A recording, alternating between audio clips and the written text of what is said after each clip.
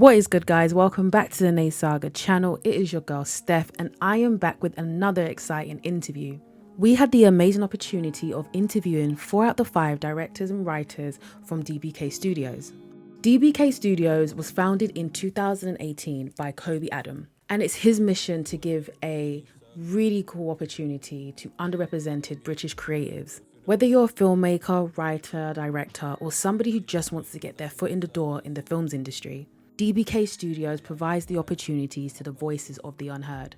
Now, not only did I have the amazing opportunity to sit down with 2 of the executive producers, Domenique Fragale and lead producer Danielle Goff, I also had the chance to sit down with 4 out of the 5 filmmakers, who are Charlene Wango, Teniola King, Jessica Magaye, and last but certainly not least, Nikki Fagbemi. Their new partnership with Sky has now enabled them to create 5 short film series of Unearthed Narratives that have been now broadcasted on Sky Arts and Now TV.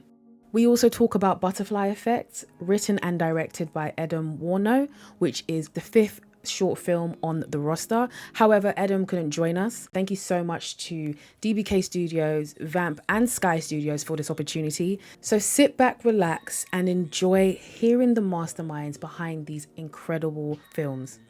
Hello, so I am joined by these incredible women from DBK Studios, and we're just going to get a little nice conversation going, chop it up with the geniuses behind some of these short films. Now, I had the opportunity of watching all 5, and first and foremost, they needed to extend it because I was so engulfed with how incredible all these short stories were, and it made you want to just watch more and more and more and more. So hopefully, ladies, fingers crossed, you guys extend the short films. But again, congratulations on this incredible launch and this partnership that you had with Sky Arts. It's really nice and refreshing just to see so much talent and heart go into these short stories and films. And being a woman, being a Black woman myself, I'm so proud.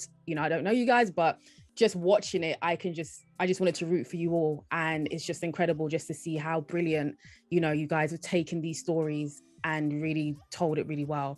So first and foremost, Danielle and Domenique, I know you produced all 5. How was it really working with these directors and writers to really get the story to where it's at in order to showcase it to the world? And what was the creative process behind working all as a unit?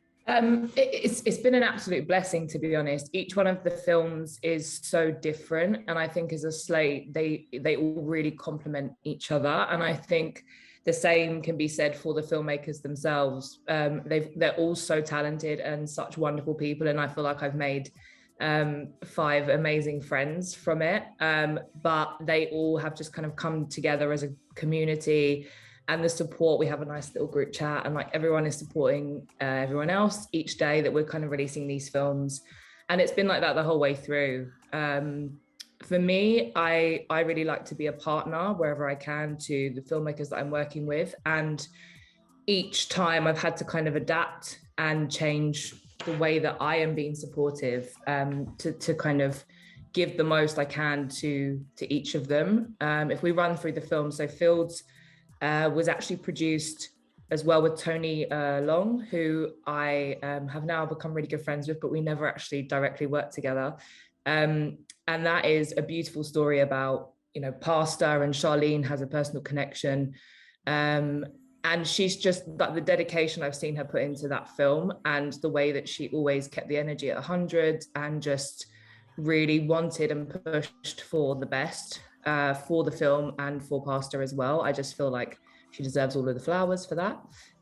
Tenny was actually the first film that I got to shoot with DBK, for Teju's Tale, and just watching her on set, the grace, the humility, and again, it's a story close to her heart. It's about her grandmother. So each time as well, I've had to kind of really try and support that personal aspect with them, but they've both done an amazing job at telling these true stories.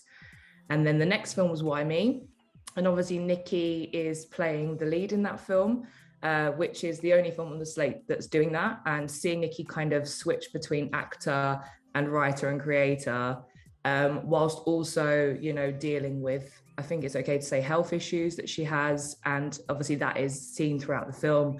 So she's a powerhouse. Like, I have so much respect for Nikki in the way that she has bared her soul, kept it moving, kept it light and funny, and like, you're laughing and crying at the same time with Why Me, I think. And yeah, you've just done really well and kind of dived into that new way of being, because I don't think you've actually written and starred in something or been a creator before. So hats off to you. And then Jessica, she'd done kind of a short film before, but this was her first time stepping out onto a set as well, with I think this many crew and this kind of machine behind her, and just watching her grow has just been an absolute pleasure. You have the weirdest, most wonderful brain, and I put it in my thing, but you think outside the box, and I thank you for that, because at times you're like, there is definitely method in this madness, and Jess has just proved it with how beautiful her film is. So yeah, I feel like I rambled and did a lot of talking, but all of them are amazing, and it's been a pleasure. I mean, it's hard to follow that really now. I think best way to start off really is that Kobe Edem, founder and CEO of DBK Studios, just had this vision of creating not just a production company to produce short films, but he wants to create a company that benefits a whole, the new generation for filmmakers and creatives and talent, and not just in front of the camera or writing, directing. He wants to bring on individuals in the crew as well. They can shadow directors, execs, producers, writers, anything they want. And I think that's his biggest dream with DBK. And it kind of even came out when we were working with these 5 individuals, because each of them, as Danielle was saying, are so wonderful to be around, but each of them have their strengths and things they were working on during this process as well. And it was lovely, because like Danielle said as well, we were watching them grow in their own way. And I think that idea of having that mentorship came from these 5 individuals, because they were so up for trying anything and being able to be just present on set. I was with Kobe when we were going through the choices, when we had a load of submissions come through, and it was very hard to choose. But on the other hand, it was quite easy to know who we wanted to work with, because these 5 individuals, Edem as well, he's not here, but they all had such passionate things they wanted to say, and they were all so different. And best form of storytelling, in my experience, is something that only that individual can say or tell, and it's a personal truth. And each one of these films is so personal to them. No one else could tell them, and I think that's what makes them beautiful. Every single one of them is absolutely beautiful, and you can just see the love and passion when you watch these films. And I think we like to say it was a really hard decision to choose the 5, but in the end it wasn't, because they just shone right from the beginning. No, honestly, that is incredible, and it's so endearing to hear, not just the directors and the filmmakers, but the crew, because everyone is just as important. And just to hear that over 68% are of ethnic minorities or females as well, because there isn't chances for people like us. And having the diverse amount of experience, whether you're just starting out in the industry or you've had 10, 20 years deep in the industry, it just allows that room to just kind of create more. And just like you said, these people coming in to work on the movies and the short films, they have their own personal experiences that they can also bring to the table, which is something that I really noticed throughout all these short stories, is that it's so personal, to the point where I had to reflect back on my life and ask, oh wow, this kind of happened at a certain point, or I know somebody in my community that this happened at a certain point. And I guess that leads to going into Teju's tale, Teniola. And first and foremost, congratulations on that short story. It was incredible, and once again, it was relatable, even though it was set in the 1950s. My mother, she's a nurse, and there's a lot of racism, a lot. I come from a background of health, even though I work in gaming, TV and film. It was so striking, because it was so relatable in how nurses, in particular Black nurses, are treated, caring, because that's all we've done. If you go back to, I'm Nigerian, so obviously if you go back then, looking after your elders and your parents and grandmas and grandpas, like these are things that you naturally do, but it's not reflected in, I guess, a system that's built. So how, I don't know if it was a conscious effort, but how important was it for you to tell, your grandmother's story, knowing that it's still reflected in these times today? Well, first of all, thanks for having us. I really appreciate being on this. It's just amazing to be amongst these beautiful women, and we're all women, which is really, really lovely to see. So thank you. And that's a very interesting story, because the way Teju's Tale came about was literally just me being pushed by Kobe to do another film.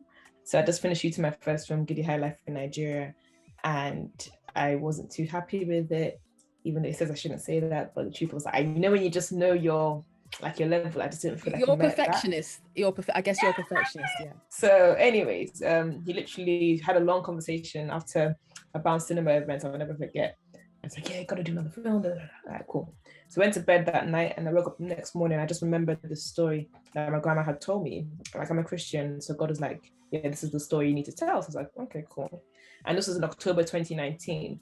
Obviously, we know the way short films work, like 15 minutes. I was like, okay, it's actually small enough to be a short film, but big enough to have an impact. So wrote the story, and then just spoke to Kobe about it, and we started trying to work on how we get it done then. But then in 2020, when unfortunately they murdered George Floyd, and we started having a protest, Black Lives Matter and everything, and like the whole conversation about what it means to be Black, or what it means to be represented, and what it means to just have a voice in this world came back to the forefront.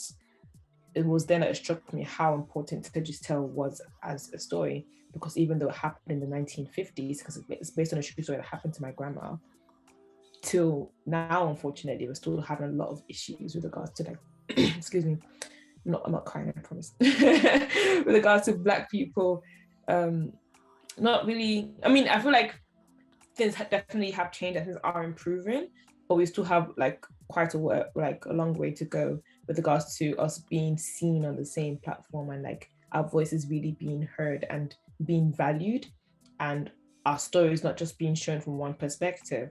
So I believe that with Teju's Tale, it was just a very timely story for now, because as I said, when I wrote it, it was still October 2019, and racism, I feel like, unfortunately, when George Floyd was killed, once again, racism was brought to the forefront, because especially here in Britain, there's racism, but it's very, low-key, very under, you don't really see, it's just very subtle. In America, you have, like, unfortunately, when Trump was in power, etc., like, you have people literally outright coming and having the racism there, like, yeah, it's just there. And yeah, so just to answer your question, it's crazy to see that after 1950s, about 70 years, like, it's still quite an issue, but I definitely do think we are working towards a place where the world knows that they have to hear our voice, and the world knows that it's not okay to be racist, basically. Yeah, no, that is an incredible answer. And how did your family take watching the short film, if they have, and what were their initial reactions, especially because it's based on, your grandmother? So my immediate family is here, but all my extended family are in Nigeria. So my immediate family, apart from my mom, they said they didn't want to watch it until we had our premiere, which was last Thursday. And I think for them it was more of, so Tany's been saying she's a filmmaker all these years. I haven't really seen my work. And I think they're more just in awe of the film and the fact that I produced with a lot of amazing people collaborating with me this work. And they're like, oh, Tanya, you're a big girl, like, yeah, kind of like, they're all jokers. But I think what I found particularly interesting was when it aired on Sky yesterday, April 5th, my uncle, he sent me a message, and he said how my actual uncle, so my mom's brother, had told him this story back in the days, like years ago when they were much younger. And it's just amazing to see, in his words, Auntie's story being shown on the screen. And as I said, my grandmother, like, she tells stories to everyone. So it's like, oh, actually, this actually really is your story that people know. And now it's literally there forever for people to see. And I feel like I haven't shown it to my grandma yet. When I go to Nigeria, I will show her. But she's the person I really want to see, like, what her opinion is on the story. And when I do go back home, I will show, like, my cousins and, like, my family at large and see what they have to say. Because at the end of the story of the film, there are pictures of my grandma when she was younger and when she was here, which is really nice to have. And just seeing her portrayed that, okay, yeah, this is Winifred Laiwola Savage. This was her life. And yeah, it's amazing. I honestly, if you can, please try and film a reaction video of your grandma, because it'll be great to just see what, That's her reaction. Yeah, I think that would be amazing. Yeah. Daddy's Girl, Jessica, that one was very touching. How did you feel going into that story, knowing that it was kind of a mix between tapping into that tech side with the whole nice little effects, and then also, coming back into reality with, her father, I'm going to assume it was dementia. Again, working in health, so I can instantly clock what it was. My grandmother, she had dementia, so that was a very personal story. But what I found really interesting was how you kind of, transitioned that story, but had that nice little digital aspect to it. Obviously, background being in gaming, that was something that really struck with me. What was the thought process going into that to mix that digital aspect with, I guess, the Influencer Olympics, and having that cross between her father suffering from dementia, and how important did you want to convey that story of, those two worlds colliding? The idea behind Daddy's Girl kind of just came up because my dad actually has early onset dementia. And I always noticed whenever I would like talk about it with people who I've just met or whatever, they'd always be like, oh, like I could never tell like that you are going through something like this. And it's almost like, what does someone who's a carer look like? Like, what does that even mean? And it kind of felt like the whole aspect of having or portraying yourself one way versus what you're actually going through at home is usually quite like juxtaposed. And I thought to myself, okay, cool, what's the most like, I don't know, facade like career? And I guess the whole social media persona just like came to me.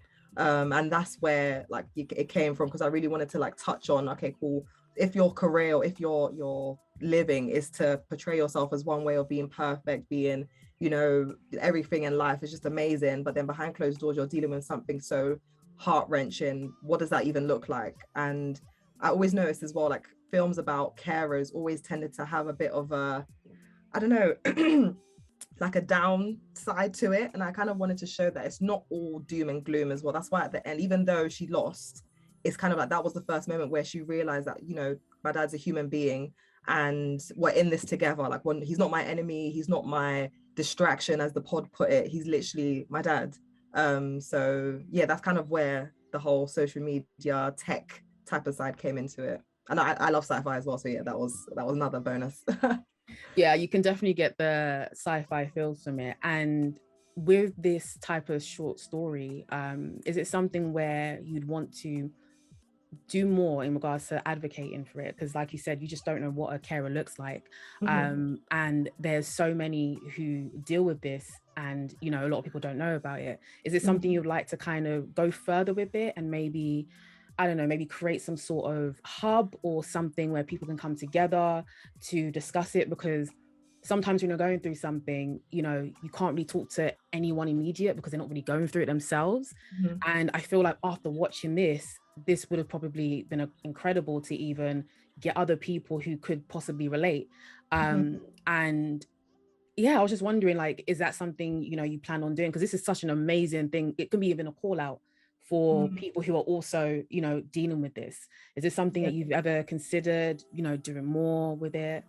Yeah, so the series version of Daddy's Girl that I'm developing at the moment is still based on the relationship between a girl who's caring for her dad. Okay, that's exciting to hear there's a series coming up, because yeah.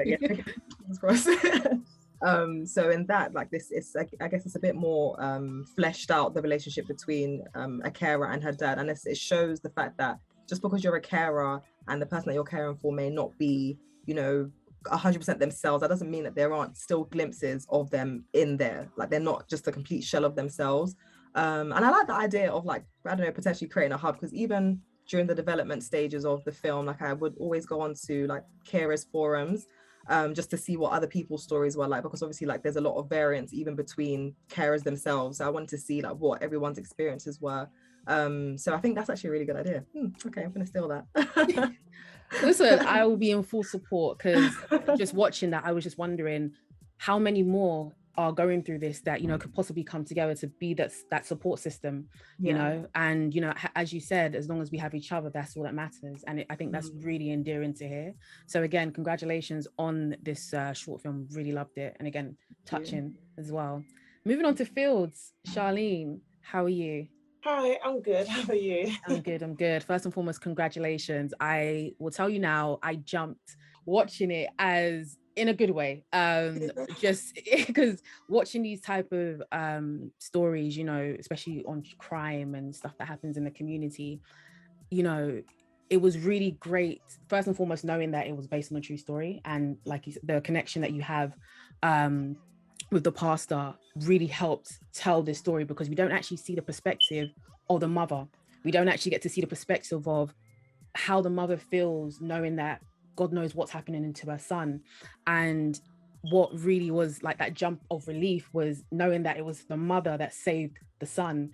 And my question to you is, again, how important was that to show that story, as we've seen a lot of, you know, other crime related movies and movies that are, well, short movies that revolve around the community that doesn't always go in the way that we want it to go, but just having that flip side to it.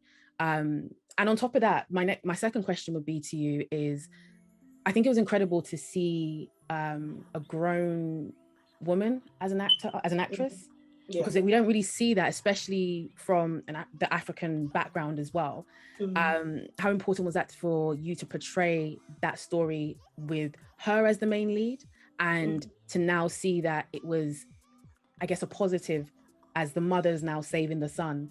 I would say that, firstly, it was extremely important to kind of have this story be told, because pastors are someone that's like sacrificed so much, and she's been so selfless throughout like most of her life after she's had her kids and stuff. And it's like, it wasn't just her kind of extending herself to like her kids and like their whatever they were doing, it extended also to like the community around her kind of thing, and their friends and their friends' friends and all of that, and constantly allowing her home to become a hub where like they felt safe and they felt seen and they felt like they can get that, I don't know, that sense of refuge that they couldn't get anywhere else kind of thing. So I just felt like it was definitely an impactful story to kind of tell, because we don't really, again, like you said, we don't really see that side of how the woman, for me, it was like more of the woman that is in that kind of world, and how we're affected by like gang crime and all of that kind of stuff. And we also always see in other films or other like TV shows and stuff how devastating those situations can be. But it's like, how about the positives though? And how about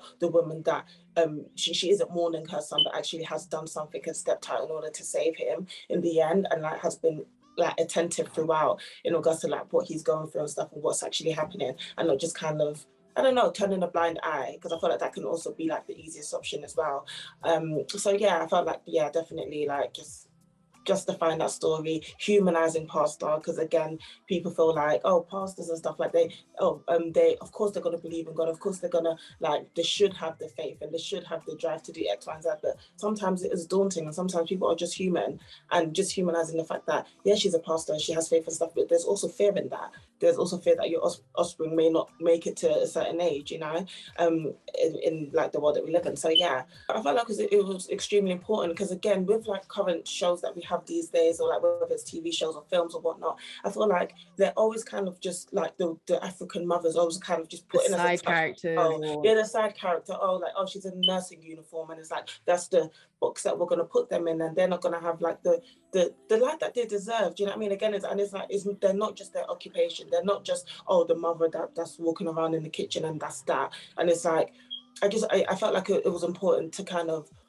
make the African mother like the forefront of the story. Like, let's see her perspective. Let's see how she feels. Let's see, because again, it's like, it's just one of them ones where I just feel like, again, there's something that we don't see on screen, and it's important for us to kind of not even just educate, but kind of just put that in forefront, that this is our reality as well. Like, this is real. Mothers are real. They have their own stories. They have their own experiences and stuff. And it's not fair that they're kind of like just put on the sideline when it comes to film stuff, because then that's not a real depiction of our reality, of our lives. So I just feel like, yeah, it was definitely important. I feel like we need to make more room for more women, like of all backgrounds, of all ages, want to kind of like be at the forefront. You know what I mean? Because I just feel like they're usually used as a pawn in a film to kind of just drive the story along, or just to, oh, let's feel sorry for that woman, but no, let's actually really experience what she's going through, what she's thinking, how she's feeling, like on a human level, on a spiritual level, like whatever it is, like let's really see that and feel that. No, honestly, I definitely agree, especially as you said, on a human and spiritual level, and trying to find that balance, because as much as, you know, from what I saw, as much as she wanted to have this one straight path, it's not always that easy, as you know, society can make, you know, your family or the community fall down different paths. And, you know, out of watching it at the end, she just felt like a superhero to me, you know, because of how she held it together. And from there, she was able to have this hub and this refuge for other people as well as her family. So hats off to you for really, you know, creating that story and embodying what a superhero is like, but from a human perspective. So that was incredible. Moving on to Nikki with Why Me. First and foremost, again, congratulations on not only writing the short series, but also acting in it. What was it like putting on so many hats in order to tell the story? And it also gave me a, you know, back in those days with those type of music videos where it had like the perspective of, I'll give you an example, like Dizzy Rascal. So that was, I don't know how to explain it, but those kind of camera angles, it was really, really cool. And the way I like keep hearing that, it's so crazy. I've been getting a lot of it was amazing, honestly. And just the way the colors were very rich in the cinematography and stuff like that. I'm a big nerd when it comes to cinematography, so ignore me. But how was it putting on so many hats to retell this story? And obviously, you know, the importance of sickle cell, because the Black community, when it comes to health, let's be real, we're not serious, and we need to take we need to take it so much more serious, especially when we are in a country where we are at an advantage, you know, especially when it's back home, we don't have that advantage, but here we have so many options, but we're still not taking advantage of that. It was quite tricky wearing different hats, because when I've been on set, I'm only used to being on set as an actor, and it was so crazy because I'm just used to getting a script, reading it, learning my lines, showing up, and then going home. And then in this process, I kind of just got to see what happens before the writers kind of come along on board, and it really allowed me to just kind of just see things different, even though it was hard, especially being on set, because I thought I would be okay, but being on set, I felt like I knew everyone else's lines. I was just kind of like, I was anticipating what was coming. It was hard to just be in actor's mode, because obviously you're thinking about the whole story as a whole and how all the moving parts are going to come together. And even though you're in it, and I had my amazing director to support me, and because it was a story that was still so personal, so at the back of my mind, I think it was hard to kind of on the day say, okay, I'm not going to be a writer today, because I'm just still trying to make sure, and because I was still writing and working on the script, so literally up until the night before we filmed, so I was still very much in that world. And then now trying to make that transition to say, okay, cool, I'm an actor, that was a little bit tricky, but it allowed me to grow so much, and also see how hard it is as well for writers, because this has all been completely new to me. The moment I decided to be a writer, it just kind of started happening. So I've never really kind of seen it from a writer's point of view, and like putting a script together, and like putting a story together, beginning, middle, and end, and then knowing exactly what you want from it. So this whole experience was new, and I think I really grew from it. I found my voice as a writer in the process, and I found my love for writing, because before this I'd always thought like writing is my first love, but I was very much those writers. I didn't want to do anything else. I didn't want to present. It was just like, this is my field, and if I'm in an industry, this is what I want to do. So being able to step into that writer's role is I feel like I just became a butterfly, in the sense of like I just grew so much as a person, and also it allowed me to have so much grace and healing as someone that has sickle cell, because I was able to, for the first time in my life, step away from myself and see myself as Naima. Even though I always say Naima isn't me, she's based on me. I always say like Naima is someone, probably a version of me younger, because I've been that, and I've been in that life where I didn't really understand my own condition. So it made me neglect my own condition, which as a result, I suffered from it and my health was just deteriorating. It was just getting so bad. And because I didn't know how to voice that, I didn't understand, I couldn't ask for the grace that I didn't know how to voice it. So then now it was so weird because sometimes we'd be in meetings and everyone was talking about Naima as a third person. And I'm just like, oh, hey, it's kind of personal, it felt like, and I would come out of meetings and I would really think, oh my gosh, like I make the same mistakes that Naima is making in the terms of like, just always, I'm very internal with my health. And that's why it's so important for me to put this, like to tell this story. And I'm so grateful for Kobe for encouraging me to really speak about this, because at the beginning I didn't see myself talking about this. I just wanted to write something that was a dark comedy, and we were searching for the story. And I remember just, even at one point I was thinking, why do we need a story? I just want to make people laugh. And it was like, we need a story. And I was really, really, really fighting it. And then now on the other side, and even at the screen, and seeing how many people have come up to me and just kind of said how they related to it, or how it's helped them relate to their sibling. It's honestly what I wanted, because the way I've always wanted people to kind of see me and show me grace, even though you can't see my illness.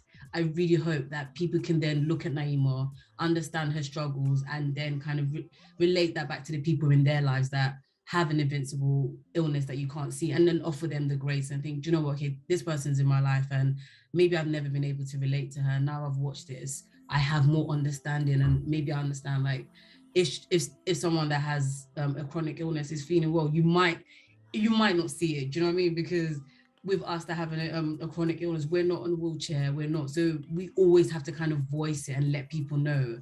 And also it's important because people are going to have this conversation about sickle cell, because I think most of the time when I've been online and I've seen conversations about sickle cell, it's usually been when someone's passed on. So it's always been very triggering for me, and I've never felt like I can get involved because it's just been too close to home. So being able to talk about this in this environment where you can see the character in so many different layers, you can see her throughout the day and just understand that there's so many different aspects of living with an illness, it's very important to me. And also as well, just that person is with the condition is going to watch Sky Arts at 10:45 and see themselves on screen. Because I always say, if I was younger and I saw myself on screen, I probably would have had more courage to chase a lot of the things I was doing now, because back then I didn't see a space for me in the industry because of my health. I didn't think I'd be able to book jobs because I was always sick. So me being in this role, it's helping me just have courage, and it's also helping me show people that you can do it because I'm doing it.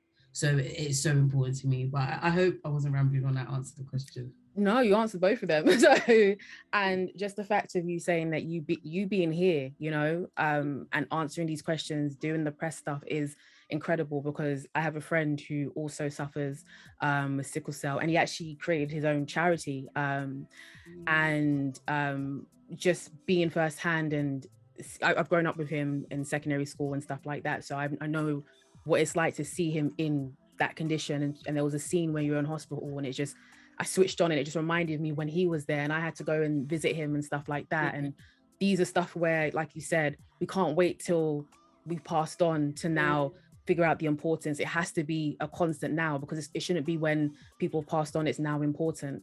And I feel like this story will definitely wake up a lot of people, and even people who are, have sickle cell, they can also now have that confidence to be like, oh, well, I can also do it too. And it's always those baby steps. So again, hats off to you. And, it's incredible just to see you wearing those so many hats, because I know it can get exhausting doing a lot of things, but you did it so well. Like, you wouldn't even tell that you even had it, until after, and watching the story and even explaining.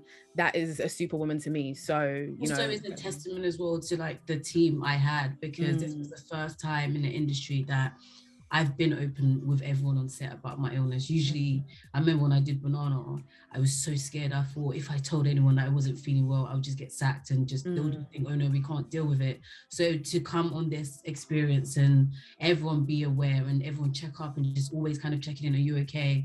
And just creating that safe space for me to just feel kind of safe to say, I'm not feeling too good today, or I might be a bit quiet, or I might not be able to do this today, really, really helped. And I really believe that's why we have this film, because if I didn't have that environment, I would carry on being internal and just kind of keeping all of those things in, and then eventually it would explode and I would end up in hospital and I would, like, you wouldn't see me. So it really was a team effort, and I'm just so grateful to have my producer, both them here, do you know what I mean? Just, they really supported me through the journey, and having Kobe, my director, everyone was just amazing. So that was so refreshing to me. And it also kind of just showed me firsthand the kind of environment that I want to create going forward, especially for anyone in a similar environment like me. So they don't always have to worry about the things that is out of their control. They can feel safe and just focus on the things that they want to create. So that was, thank you to my team. Yeah, I could have done it alone.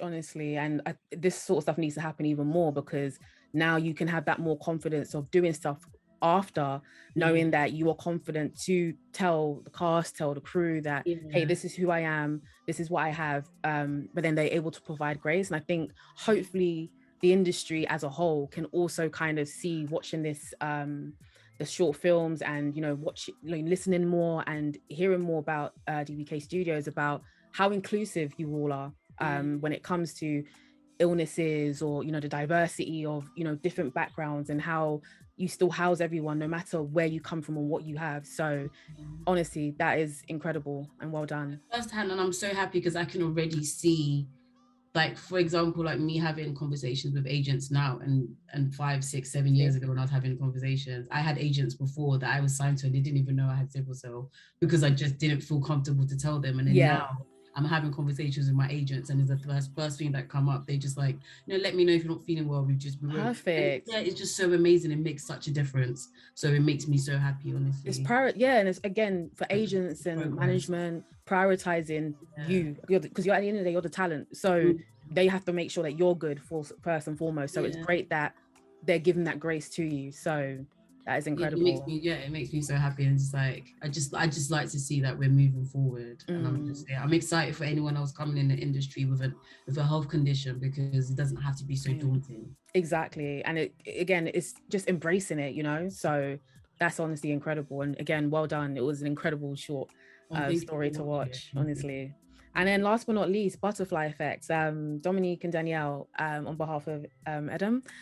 That was really good to watch. I feel like the guys, those that kind of feel like they can't collide two worlds together can do it without ease. And I feel like it was so great how you showcased, this guy growing up and loving what he had to love, but he had to hide it. And I feel like it's so common in society, especially as men, how their masculinity is always questioned because they're interested in something else, and going beyond masculinity, just in general, just loving what you love. So I'll give myself as an example. Working in the games industry, it's a very male dominated space, and me being a lover of gaming and comics and all that stuff, people look at it as like, oh, aren't you supposed to be like makeup and all the quote unquote girly stuff? And and it's one of those ones where I really related to this, even though I'm not a guy, but I really related, because it's okay to mix so many worlds together. And I feel like a lot of men, struggle with that. So I really loved how, at the end, how his cousin and he brought his cousin into his own world, and, his own cousin was able to actually open up more to him and say, hey, this is, what I do in my spare time. And I feel like it's so important to really showcase that and, bring that message out to men in regards to, you can do whatever you want. There shouldn't be a sort of question to it. And I guess my question on behalf of Edem here, who's not here, how important was that to, tell that story? And what, I guess, what is one thing you wanted to kind of show and tell men in society, especially Black men, never to kind of question their masculinity when it comes to their hobbies or their choices in life? I think from the minute that I met Edem and he would tell me about his story and kind of initially reading the script, it was very clear that this was a love letter to all of the men from Edem's community and that he'd grown up with. But as well as that, it was also creating a space for vulnerability, and also to kind of let people know that it's okay to not fall into a box. And I think a lot of the time, even a lot of the work that we see on TV or in film about Black British working class men in particular is a very one-way view, and there is definitely a space for stuff like that, and Edem would say that himself, you know. But I think having that multifaceted representation also allows the young Black boys that aren't that way inclined, or, you know, don't follow that kind of path, to see themselves reflected, and to also then hear, by seeing themselves, like, I am valued and there is a space for me. And I think that is what Butterfly Effect is and does. I think that it kind of collides where you come from with where you also want to be going. But it also doesn't shy away from the harshness of some communities and the realities that young Black boys face.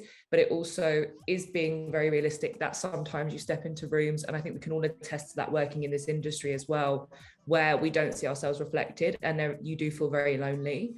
And what I really love about the ending of this film is that the lead character, Iris, then reclaims his power and essentially says, I'm going to have what I love and what I'm striving for, but I'm going to do it where I feel at home. And I'm just going to live my life and be me, regardless of what the repercussions of that are. And just in terms of the framing of it, you know, Edem's thing is street level fantasy. That's his big thing. And it's essentially about finding the magic and the fantasy in the places that he comes from, which is something that I really appreciate, also coming from a council estate background and of mixed heritage. You know, it's like, there is magic in the concrete that we step on from age, whatever, as soon as we can walk, you know, like, even though that's where we've been formed, like, we still have so much to give, and there's so much beauty in that. That was a beautiful answer. Can I just add as well, because obviously Edem isn't here, it's, for the moment I met Edem, he was very quiet, and you couldn't really get a lot out of him. You can't. And I was just thinking to myself, I was like, this guy, I don't know, you know, what's going to happen. And I remember reading the script, and I was like, this is amazing, and it's come from that mind. I have to trust it, because something that incredible coming from that mind, it you know, will be. And being on set with all of them, but just because Edem's not here, but being on set with Butterfly Effect, everyone was so open and comfortable with each other. And me and myself, I'm even learning, being within DBK, about different cultures as well that I didn't know a lot about. And Edem, one of the things he's said in numerous interviews that he's had about Butterfly Effect is that he felt like he had to put on this persona when he was with his family and family friends, or then he had to be in this persona when he was with his work or university friends, and then vice versa. He was continually going back and forth. And I think that's unbelievably relatable to every single person at some point in their life. And I think that's what's very beautiful about Butterfly Effect. I think it's beautiful about all the films, because everyone, regardless of their culture, regardless of their background, they can see themselves in something in each film. And I think, that's what makes the whole slate very, very special. I think also, when I first read it, I just remember calling him and saying, if I was to pitch this, I'd say it's Moonlight meets Billy Elliot. And he just went, okay, yeah, okay, that's what it is. And then he tells this story about being on set and like just being overcome with joy. And he literally saw these amazing ballet dancers that actually are at ballet schools come down to our location, and they were prancing around and doing their rehearsals with our movement director. And I just saw Edem just gallop across the room as if like he was what, and he just, because he was overcome with emotion, and that is what that joy is. Do you know what I mean? Like that just exudes from him. And I think that having this film to channel that all through, it's just a really amazing thing. I don't think we also see enough Black boy joy on our screens, and I'm just I'm so happy that is Edem's bag, and also that's what he's kind of done with this film. I feel like he's also a very fitting male energy to have within this slate overall as well, because it is very female heavy and strong, and that's what we love. But even within the masculinity Edem's bringing, it's still very much a new type that we're seeing portrayed. So yeah, and it definitely kind of fits in with, you know, the whole team, you know. So just hearing the fact that he was really, you know, engulfed with, you know, the ballet dancers, he just felt like a big kid, you know, in his playground. And I think that's something that was very much endearing to watch, just in his own element, in his own world being portrayed. And like you said, Black boy joy, you don't get to see more of that. So, you know, hopefully that can be more conveyed when men are watching this, and not even just men, just people in general who feel like they can't come out their shell, to be comfortable in their own environment, to also just accept that this is who you are, and whether people like it or not, you're still going to continue being that great person you're going to be, and also defying what industries or society tells you. So that was very relatable to me, and you know, please send my love to him. It was really good to watch. It was really good to watch, and the cast were great as well. If you can give it one bit of advice to upcoming filmmakers, creatives, writers, directors who find it hard to kind of get their footing in the space and want to be heard and want to get opportunities like this, and they're almost on the brink of giving up, but then they see your short stories like this, what kind of advice would you give them to never give up? Okay, I feel like it's a mixture of things. Like, I don't think it's just like one particular thing, but and it's easy to say, oh, like just keep going and just trust the vision and stuff, but it's easy to say that, but it's also as simple as that as well, in the sense of whatever vision you have in regards to like being in film, or like whether you've got a story to tell and stuff, like it takes a lot of resilience. Like, it's not an easy kind of, like, it's not an easy feat basically to get to the position that we're at now, thank God. And it's like, I would literally say just continuously working hard and working at it. Do you know what I mean? Like, just continue to pluck at it, work at it, hustle at it, because at the end of the day, like, what you put in is what you get out. And it's like, again, we're in an industry where it's extremely competitive and there aren't like that many opportunities and stuff. Obviously, that we're starting to see a bit of an opening with that, but it's just continuously like just putting one foot forward, one step after the other, just keep plucking out whatever it is that you believe like you want to be put out there, and just trust the process. Like, genuinely, like, just trust the process. It is going to get tough and stuff, so ensure that you like surround yourself with people that will be able to encourage you and like lift you up and stuff, because there will be down days, but in the end, like, when you'll look back and kind of be like, okay, cool, all those hurdles that you faced were necessary to get to you to the place that you'll be in the future, if that makes sense. So I think it's just about keeping your eyes on the goal, surrounding yourself with people that are extremely supportive and like believe in you as well, and also literally just trusting the process, and yeah, you get there. I would say two things. The first is be bold, and that's one thing I guess I'm still learning, but I learned a lot during this process of like just trusting yourself. And like, if you've got an idea, God's given you the idea for a reason. So be bold with it. Like, don't be shy. If you feel like, okay, I want to say something, maybe I shouldn't know, say it. Like, the worst thing someone could tell you is no, but the best thing they could tell you is yes. So there's no harm in just, you know, being bold and stuff. And the second thing I would say is be authentic. So like you've probably heard throughout this interview, all of us told stories that were true to ourselves. Like, none of us, you know, plucked stories from thin air. And to be fair, I tried to do that at the beginning. I'm sure Danielle knows, like the different versions of Daddy's Girl were kind of crazy. But obviously, like boiling it down to my actual reality is what made it what it is. Same with every film on the slate. So I would say, even if you feel like you haven't got a story to tell, because that's how I felt as well coming into this process, that like my life's kind of boring. Like, what do I have to say? Like I'm young. I haven't gone through life, that, you know what I mean? But even the fact that you are you, like, you might be living at home with parents, you might be living on your own, you might, I don't know, anything that you could be going through, because it's your story, it's going to feel authentic, and someone out there is going to be able to relate to it. So I would say be bold and be authentic. Yeah, sorry, forgive me, the internet keeps cutting out. It's because the weather's changed, but I'm like, am I in Nigeria that the weather's changed and the Wi-Fi is actually, I met someone called Amani like a few months ago, and he said something to me, and he said that we should pray hard as if it depends on God, and you should work hard as if it depends on you. And that really stuck with me, because it's about having that balance between, like, obviously having faith in God, having faith in yourself, but also doing the work. And that's what I try my best to do. So it's like, yes, I'm a Christian, I pray to God, I ask for guidance, but at the same time, I also study my crafts. And I feel like a lot of people really dedicate themselves to studying the craft. Like people that are at the top of the game are people that have been doing it in and out for hours and hours upon end. If you watch any documentary, you will just know how, obviously Kanye West is the one that everybody has watched recently. The guy was relentless. He was relentless, and we have to be relentless sometimes. And as Charlene said, yes, it might sound cliche for us to be like, don't give up, but literally you just have to keep pushing, and having the right people around you is very important. Like I was saying to my lovely family, we have this group chat where we're talking, and I said to them this morning how after my film showed on TV yesterday, I actually cried. Like I just broke down and I started crying. And also my mom gave me a hug and everything. But the reason why I cry is because it's been such a long journey.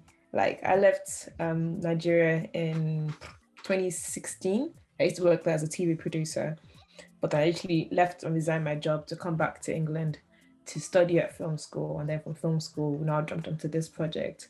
But in all, it's been a 6-year journey. And this is a 6-year journey of me not making a consistent income. This is a 6-year journey of me just literally doing my work, really. And it's been hard. It's been hard, very, very hard. But then because, and even just, I'm gonna sum soon, but like, I remember last year when I was still editing, I finished shooting. I said, okay, you're finished shooting now, so I can go start making some money, like, you know, getting some cash in my account. And then I remember Kobe called me one day. He's like, what are you doing? Why are you chasing all these things that you're not meant to be doing? You're here doing fashion videography. Is that what you want to do in your life? That I need to just focus on what I want. And it's true. Like my cousin also gave me, he's a filmmaker as well. He gave me this brilliant advice. And it was like how you need to make what you want to do, make money for you, because if you chase the other things, then you will be satisfied in life later on. So yeah, just in summary, have faith, like pray, ask God for direction, but also do the work, like study your craft. There's so many avenues that are online, so many platforms that you can learn so much from. And also even using what you have is very important. So if you don't have access to a big camera or access to light, use your phone. There was a film, I've forgotten the name now, but there was a film that won, was it Sundance? I think Tangerine. I knew Danielle would know this. I'm gonna come with the facts, baby. But an iPhone film won the award because it just used what they had. And even if you don't have a camera, like your friend has a camera, like somebody you know should have something you can record on. And sorry, last but not least, story is king. At the end of the day, if you have all the fancy gadgets, you have this and that, like it's how authentic, as Jess said, your story is.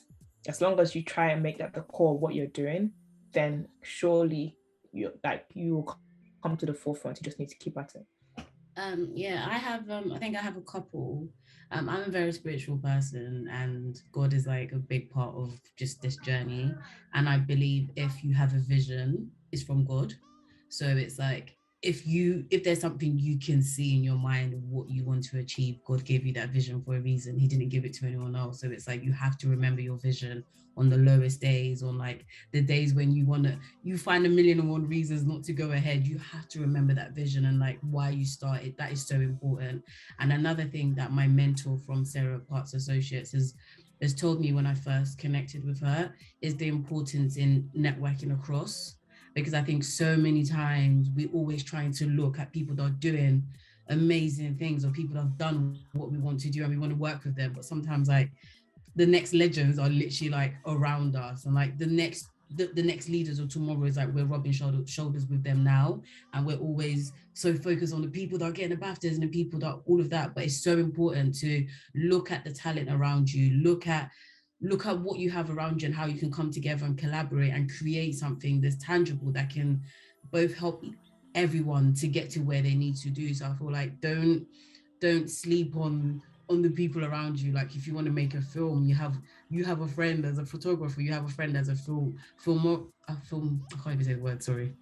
But you know what I mean? Like you have friends that have talents and like skills that if you can all put your heads together, you can actually create something. So I think there's so much in networking across, rather than always trying to like reach the people that might not even have your time because they're so kind of like far ahead. So there's so much importance in networking across, and just kind of believe in yourself. Like, just remember your vision. That's my main thing. Just remember your vision. Even when people around you tell you no, you have to remember God gave me this vision. So even if these people don't see my vision, God is going to find a way, because like Tenny said, I've been trying to act since I was 15 years old. Like, it's been a long time. There's been so many rejections. I've given up so many times.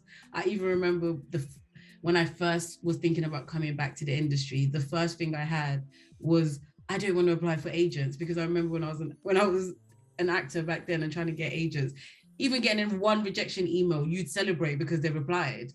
And it was literally like trying to apply for a job, and it's so traumatizing sometimes. And off the back of that now, like today I was saying to the guys, like, I have 2 agents now. So it's just like, you have to just keep going, and just remember there's going to be days where you're going to want to quit. It's going to happen, but you can't let that deter you. Just keep going. So that's what I would say. Have vision, remember why you started, and just like collaborate across. Well, I've got 2 trains of thought. I think our industry is a really amazing place, and people are really like responsive if you kind of reach out and ask for advice. And I also really believe in paying that back to those that are up and coming.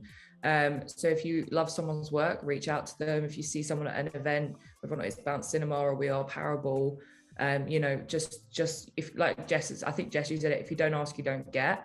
I think just get yourself out there as much as possible and as much as you're able to.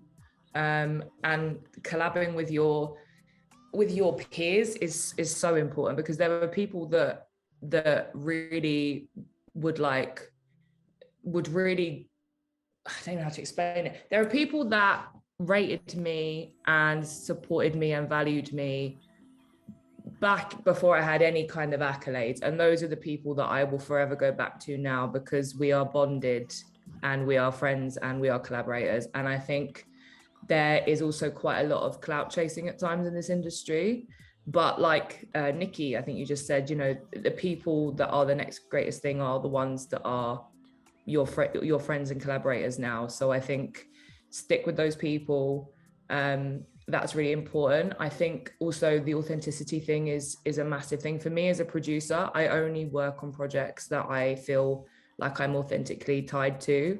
And I was very lucky because I didn't commission any of these films, but I feel like I managed to crawl into them and find something that I related to in each one of them. And I hope that makes me a better producer and, makes the films better by default. Whether or not it's being a carer, like with Jess, we sat down and chatted about that, or I've got family members with health issues, so I would chat to Nikki, and also the minute she needed it, it was like, well, down tools, you need a week, just rest. Or speaking to Tenny about her grandmother, and my dad migrated and came to the UK and didn't speak any English, and has kind of learned that language, for the last 30 years. My mum is very spiritual. She's also an older woman. So also just seeing past her on screen and shining that light on older women, I think is a really important thing. And again, those boys in Butterfly Effect are the boys that I grew up with, and it's nice to see them be free. I think also life will throw a lot at you, and there are a lot of up and downs. I've had so many up and downs, whether it was losing family members, or even during this slate while I was producing it with my execs. My mum was having treatment for cancer, and that was something that was really quite difficult to balance. But everyone was so kind and supportive. And again, that's because of the community aspect. But you really have to take all of the highs with all of the lows. And I think just keep pushing, like Tenny said, and just you work hard and you have faith. And karma is a real thing, and it will be returned to you. If you do good things and you put good stuff out and you work hard and you're a good person, I really believe it comes back to you tenfold. So that is lots of things in there, but hopefully some useful advice. My leading point was going to be just be a nice person, just be a decent person. Like that was one of my leading ones, and Danielle said it. But I know Danielle and I've spoken about this before about karma and it being returned to you negatively or positively. But being a decent person will genuinely go very far. And I'm not saying be a pushover, and I'm not saying overly accepting things that aren't right, but being a decent person to those around you and just being your authentic self. Hopefully you are a good person authentically. But the industry is so small, like you're laughing, but it's true. This industry is so small, and it's unbelievably small. Like, you think it's so big, it really isn't. I'm sure us girls have links that we didn't even know about that are incredibly close to us already. And word does get around very quickly. So regardless of what sector you're in, it will get around very quickly. I also started off, primarily my career path was acting, and obviously COVID happened, and I knew I needed to look into something else to keep me busy. And I saw that Kobe was tweeting, because he loves to tweet. He was tweeting about, this new concept he had, this new idea about DBK Studios.